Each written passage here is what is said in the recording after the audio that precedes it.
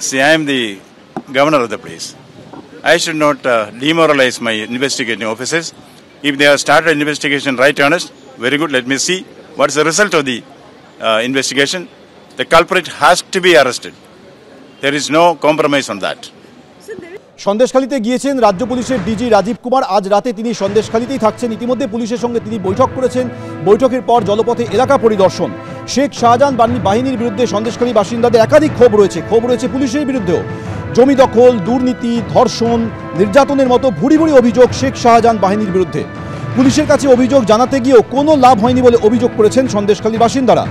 পুলিশের সামনে মায়ের কোল থেকে শিশুকে ছিনিয়ে ছুঁড়ে ফেলার অভিযোগ করেন এক বিজেপি কর্মীর পরিবার। এমনকি অভিযোগকারিনীর বাড়িতেই পুলিশের পোশাকে হামলার অভিযোগ ওঠে।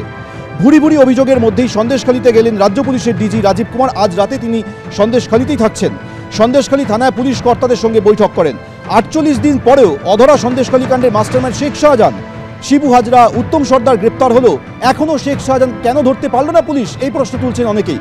কোথায় রয়েছেন শেখ শাহজাহান? গ্রামবাসীদের অভিযোগ খতিয়ে দেখে কি পদক্ষেপ পুলিশের? সরেজমিনে খতিয়ে দেখতে সন্দেশখালীতে গিয়েছেন রাজ্য পুলিশের ডিজি বলে সূত্রের খবর। সুকিয়া স্ট্রিটে বিজেপির মহিলা মোর্চার বিক্ষোভ কুণাল ঘোষের মন্তব্যের প্রেক্ষিতে, মন্তব্যের প্রতিবাদে যানবাজারেও বিক্ষোভ দেখায় বিজেপি।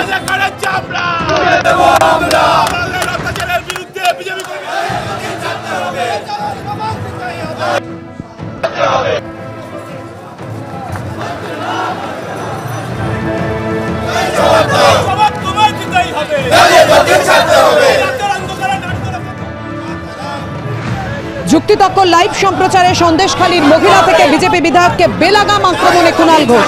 সুকিয়া স্ট্রিটে বিজেপির মহিলা মোর্চার বিক্ষোভের পাশাপাশি যে ছবি কিছুক্ষণ আগে আপনাদের সামনে তুলে ধরলাম, এখনো দেখছেন সুকিয়া স্ট্রিটের ছবি। তার পাশাপাশি যানবাজারে মশাল মিছিল করলো উত্তর কলকাতা জেলা বিজেপি। পুলিশের উপস্থিতি, পুলিশ কার্যত দুই দিকে ধুন্ধুমার পরিস্থিতি এবং যানবাজারে মশাল মিছিল উত্তর কলকাতা জেলা বিজেপি নেতৃত্বে।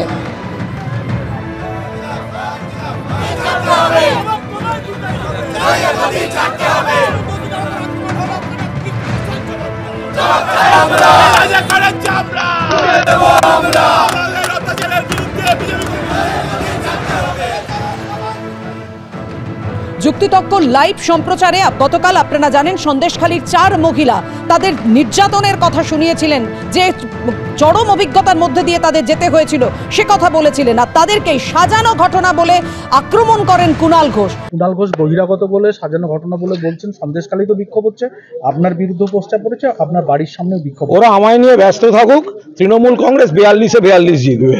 দলের মুখপাত্র যে ভাষা এবং যে ভঙ্গিতে বিদ্ধ করার চেষ্টা করেছেন সন্দেশখালী গ্রামের মহিলাদের, এটা নির্লজ্জ।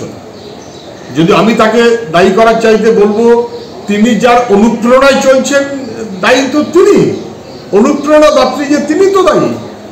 তিনি একাধিকবার বলেছেন ওখানে কোনো কমপ্লেন নেই, মহিলাদের কোনো অভিযোগ নেই, মহিলারা বাইরের, মহিলারা সাজানো।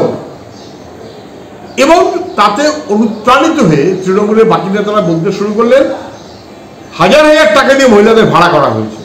আর তারপর মুখপাত্র বললেন মুখ খুলে কথা বলছে না কেন, ওরা কি ঠিক, ওরা কি বেঠিক? বিচারকের আসনে বসেছেন নাকি? সব বিচারকের আসনে বসেছেন।